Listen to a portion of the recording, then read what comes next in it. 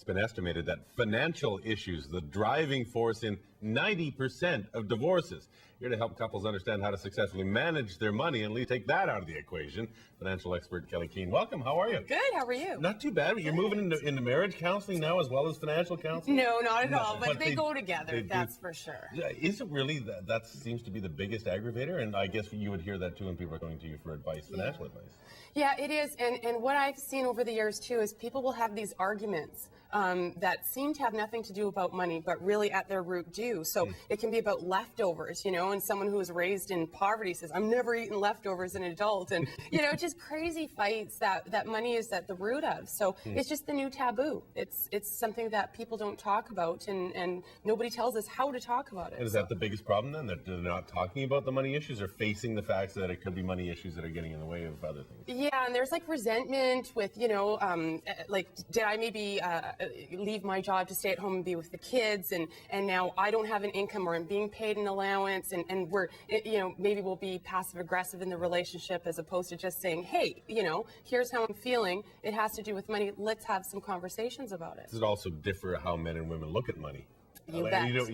Different people are going to have their own individual way of doing it, but generally, it's a different way of looking at it. Yeah, generally men are more aggressive, and generally women, we're more emotional when it comes to money. I can ask a group of 1,000 people, men, when was the last time you felt guilt, like extreme guilt about spending money? And usually men just like, what are you talking about?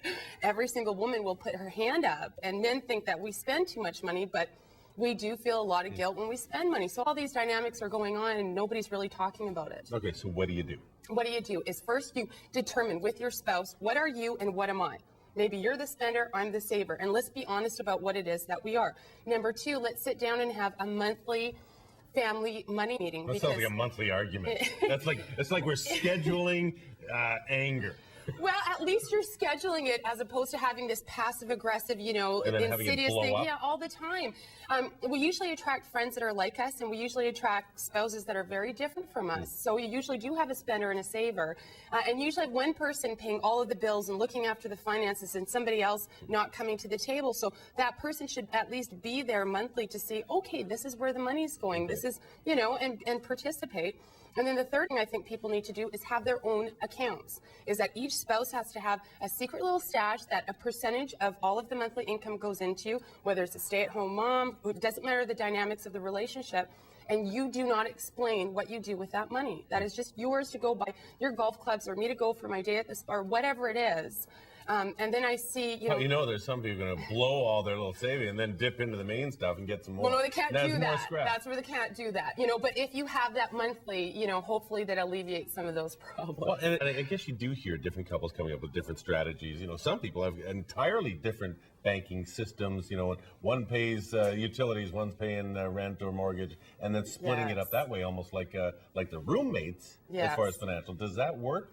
I guess for some it does. For some, and usually when you get two people who are similar, right? Like you get maybe two people who've always managed the finances, and then those two get together, which isn't too often. They both you see those ones, that they're acting more like roommates. I don't prescribe that to the average couple because that's very complex, and that's, that just seems like a lot of work to have to do that.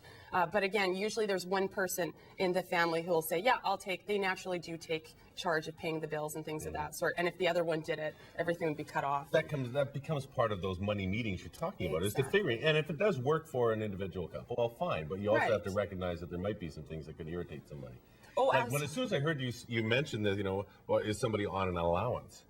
Well, to me, initially, that would set me off. Absolutely. I need an allowance. It's a part of, But what do you call it?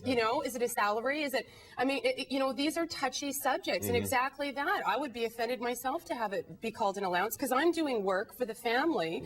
But these things have to be discussed for sure. Oh, boy. We're almost out of time here. So I want to ask you a really quick prenup.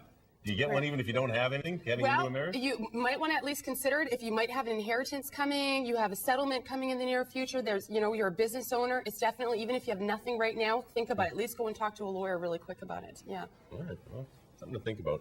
Boy, I'm just getting aggravated just talking about the money. Oh, no. Oh, we're splitting up. We've never been together. Here you go. The Woman's Guide to Money is just one of Kelley Keehn's books. If you want any more information on this topic or any of her other books, she has lots of them out there. KelleyKeehn.com. Thanks for coming in. Thanks, Daryl. Okay, prenup or not, if you're looking to plan the perfect wedding, maybe you could get some advice for the wedding from some top experts. And also ahead, the death of actor Heath Ledger is ruled an accident. We'll have the details.